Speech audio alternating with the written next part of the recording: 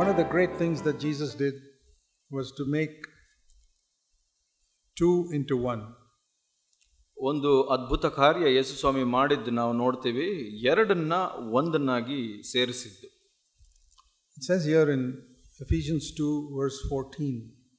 2:14 ಹೀಗೆ ಹೇಳುತ್ತೆ, Jesus himself is our peace.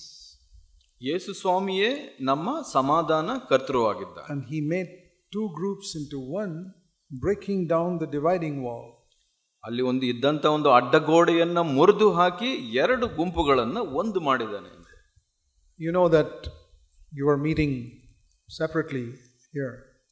ನಿಮಗೆ ಗೊತ್ತಿದೆ, ಇಲ್ಲಿ ಎರಡು ಗುಂಪುಗಳಾಗಿ ಸೇರಿ ಬರ್ತಾ ಇದ್ರಿ ಮೊದಲು. But God has done a work in bringing you together. ಇಲ್ಲಿ ದೇವರು ತನ್ನ ಕಾರ್ಯವನ್ನ ಮಾಡಿ ಆ ಎರಡು ಗುಂಪನ್ನ ಒಂದಾಗಿ ತಂದಿದ್ದಾರೆ. Like it says here, he's broken down the barrier of the dividing wall. ಈ ಒಂದು ಅಡ್ಡಗೋಡೆ ಅಂತ ಇದ್ದಂಥದ್ದನ್ನ ಮುರಿದು ಹಾಕಿ ಕೆಡವಿ ಹಾಕಿ ಒಂದಾಗಿ ಮಾಡಿದ್ದಾರೆ ಅಂತ ಇಲ್ಲಿ ವಾಕ್ಯ ಹೇಳುತ್ತೆ. And the purpose is, in the last part of verse 15, that he can make the two into one new man, establishing peace. ಇಲ್ಲಿ ಮುಖ್ಯ ಉದ್ದೇಶ ಏನು ಅಂದ್ರೆ, ಆತನು ಸಮಾಧಾನ ಮಾಡುವವನಾಗಿ ಉಭಯರನ್ನು ತನ್ನಲ್ಲಿ ಒಬ್ಬ ನೂತನ ಪುರುಷನನ್ನಾಗಿ ನಿರ್ಮಿಸಿದ್ದಾನೆ ಅಂತ. And verse 16, to bring both together into one body. ಇಲ್ಲಿ ಉಭಯರನ್ನು ಒಂದೇ ದೇಹವನ್ನಾಗಿ ಮಾಡಬೇಕು ಅಂತ ಈ ಕಾರ್ಯವನ್ನು ಮಾಡಿದ್ದಾರೆ. Now it's not easy to make two people into one. ಇದು ಸುಲಭವಾದ ಕಾರ್ಯವಲ್ಲ, ಇಬ್ಬರು ವ್ಯಕ್ತಿಗಳನ್ನು ಒಂದಾಗಿ ಮಾಡುವಂತದ್ದು. Think of a marriage. ಮದುವೆಯ ಬಗ್ಗೆ ಯೋಚನೆ ಮಾಡಿ. Many of you are married. ಬಹಳಷ್ಟು ಜನ ಮದುವೆ ಆಗಿದ್ದೀರಾ ಇಲ್ಲಿ. And you can testify that, you can understand this. ನಿಮಗೆ ಅರ್ಥ ಆಗುತ್ತೆ ಇದು. That one man and one woman who grew up in different homes. ಒಬ್ಬ ಪುರುಷ ಒಬ್ಬ ಮಹಿಳೆ ಪ್ರತ್ಯೇಕವಾದ ಕುಟುಂಬಗಳಲ್ಲಿ ಬೆಳೆದಂಥವರು. And on the wedding day they become one. ಮದುವೆ ದಿವಸ ಅವರಿಬ್ರು ಒಂದಾಗ್ತಾರೆ. But does it mean that they live peacefully from that day in their home? ಅದರ ಅರ್ಥ ಮೊದಲನೇ ದಿವಸದಿಂದ ಸಮಾಧಾನವಾಗಿರ್ತಾರೆ ಅಂತಾನ? You who are married, tell me. ನೀವು ಮದುವೆ ಆಗಿರೋರು ನೀವೇ ಹೇಳಿ. No. ಇಲ್ಲ. There are conflicts and arguments all the time. ಗೊಂದಲ ಅಥವಾ ವಾಗ್ವಾದಗಳು ಯಾವಾಗಲೂ ಇರುತ್ತೆ ಅಲ್ಲಿ. That is true in every married life. ಎಲ್ಲ ಮದುವೆಯ ಜೀವಿತದಲ್ಲಿ ಇದು ಸತ್ಯ. They live in the same home, but they can't become one.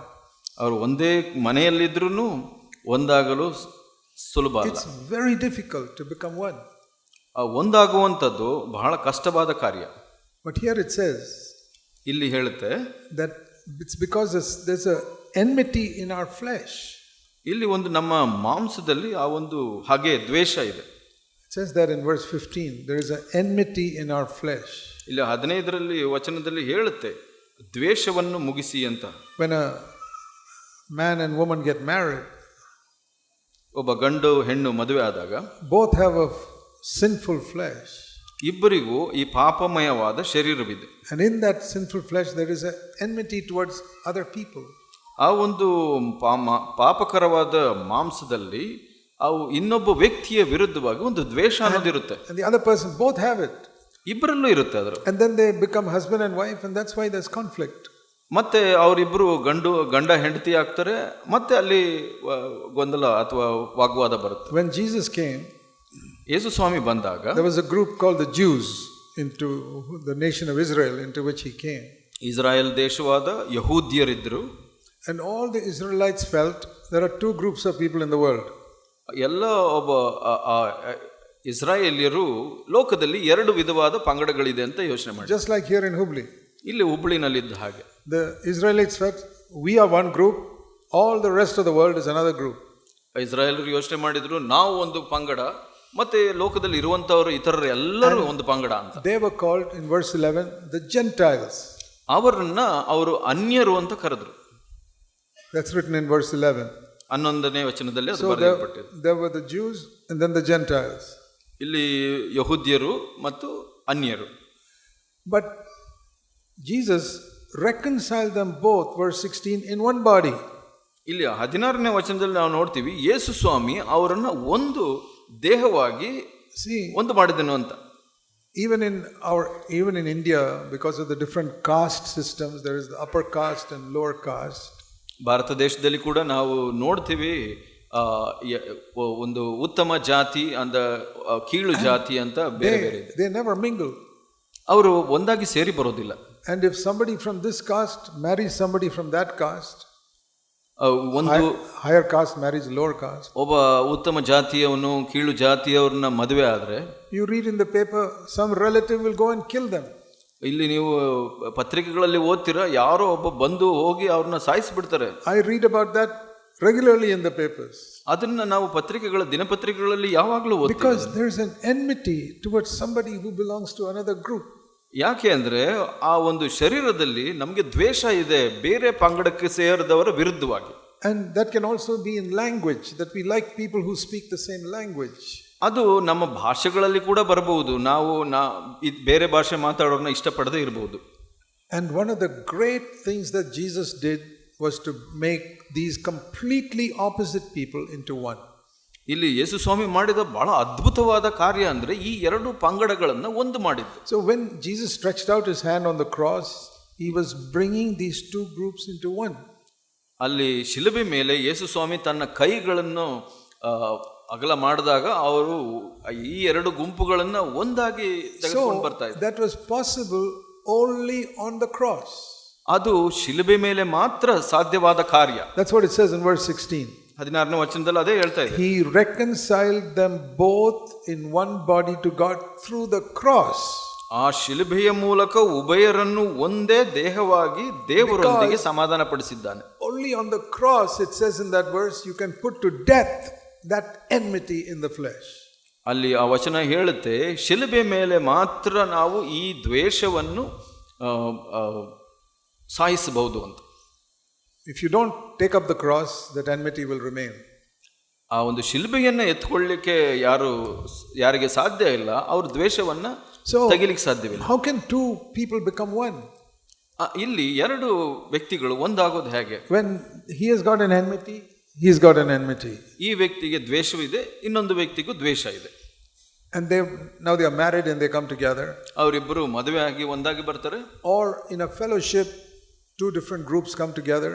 ಇಲ್ಲಿ ಒಂದು ಅನ್ಯೋನ್ಯತೆಯಲ್ಲಿ ಎರಡು ಗುಂಪುಗಳು ಒಟ್ಟಾಗಿ ಬರ್ತಾರೆ. In a fellowship there are people of different castes. ಆ ಒಂದು ಅನ್ಯೋನ್ಯತೆಯಲ್ಲಿ ವ್ಯತ್ಯಾಸವಾದ ಒಂದು ಜಾತಿಗಳಿರುತ್ತೆ, different languages, ಇತರೆ ಭಾಷೆಗಳಿರುತ್ತೆ. How can they become one? ಅವರೆಲ್ಲ ಒಂದು ಆಗೋದು ಹೇಗೆ? Only if both of them take up the cross. ಅವರು ಶಿಲುಬೆಯನ್ನ ಎರಡು ಗುಂಪಿನವರು ಶಿಲುಬೆ ತಗೊಂಡ್ರೆ ಮಾತ್ರ ಇದು ಸಾಧ್ಯವಾಗುವಂಥದ್ದು. Because it says here in verse 16, in the cross the enmity is put to death. ಇಲ್ಲಿ 16ನೇ ವಚನದಲ್ಲಿ ಹೇಳುತ್ತೆ, ಶಿಲುಬೆಯ ಮೇಲೆ ಮಾತ್ರ ಆ ಒಂದು ದ್ವೇಷವನ್ನ ಸಾಯಿಸಲಿಕ್ಕೆ ಸಾಧ್ಯವಾಗುತ್ತೆ.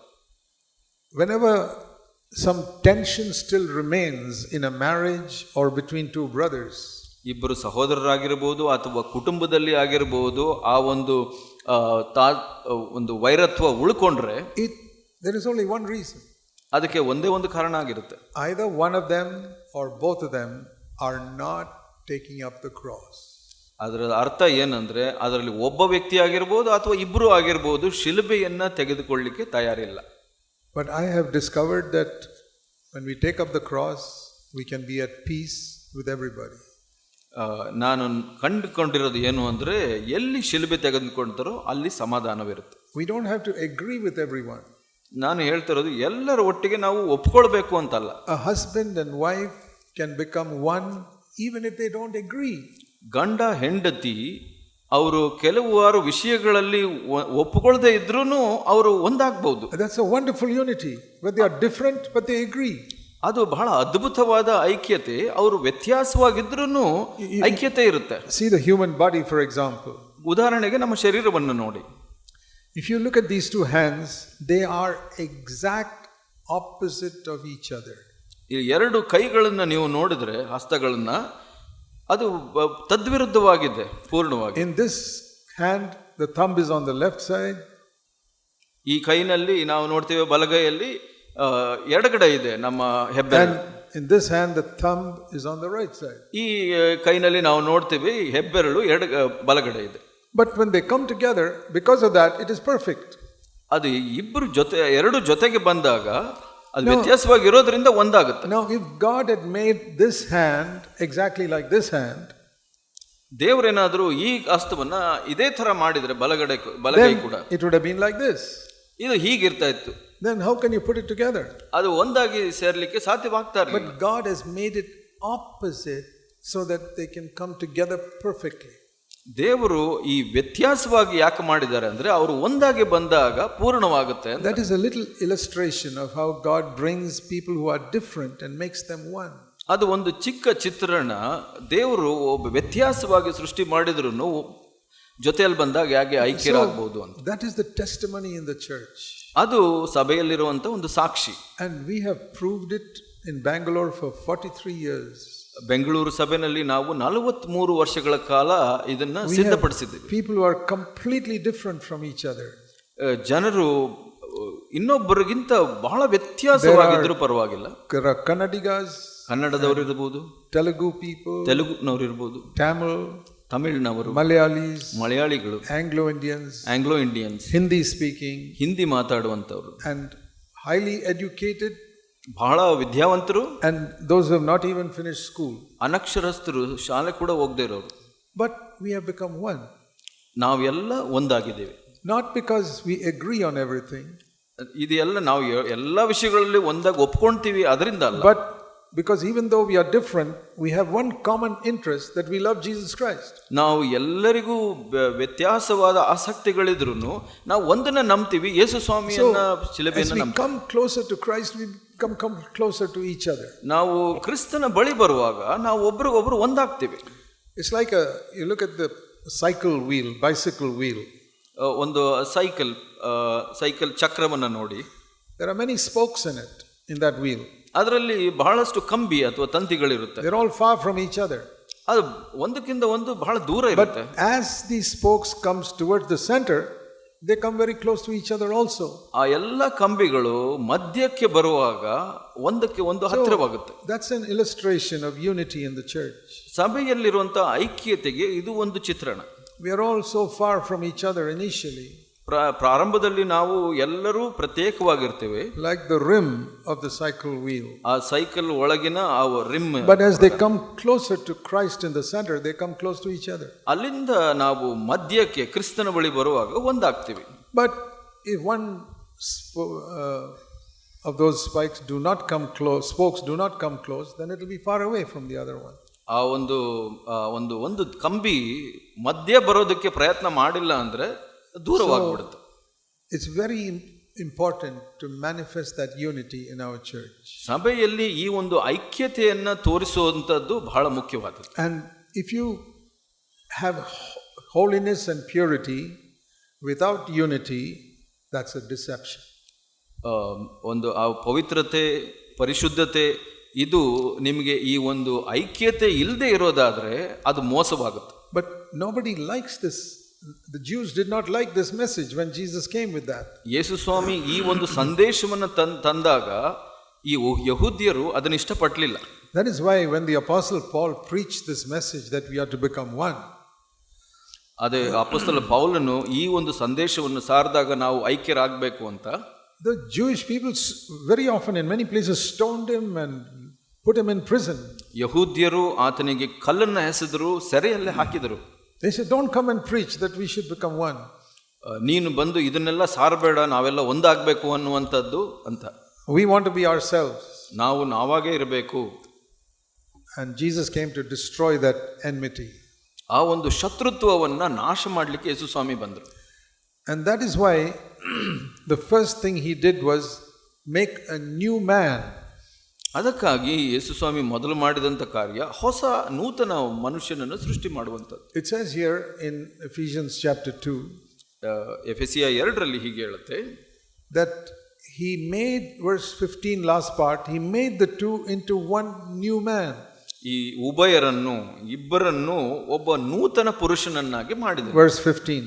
15ನೇ ವಚನದಲ್ಲಿ. So the old man was buried and put to death. ಆ ಹಳೆಯ ಮನುಷ್ಯನನ್ನ ಸಾಯಿಸಿ ಉಣಲ್ಪಟ್ಟನು. By old man mean the old way of thinking. ಹಳೆಯ ಮನುಷ್ಯ ಅಂದ್ರೆ, ಹಳೆಯ ಪುರುಷ ಅಂದ್ರೆ ಹಳೆಯದಾಗಿ ಯೋಚನೆ ಮಾಡುವಂಥದ್ದು. I belong to this caste. ನಾನು ಈ ಜಾತಿಗೆ ಸೇರಿದವನು. Or I speak this language. ನಾನು ಈ ಭಾಷೆ ಮಾತಾಡುವವನು. Or I am so educated. ನಾನು ಬಹಳ ವಿದ್ಯಾವಂತನು. That is all the way the old man is thinking.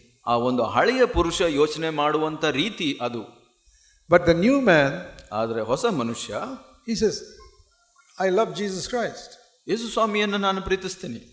And the other person says, I love Jesus Christ.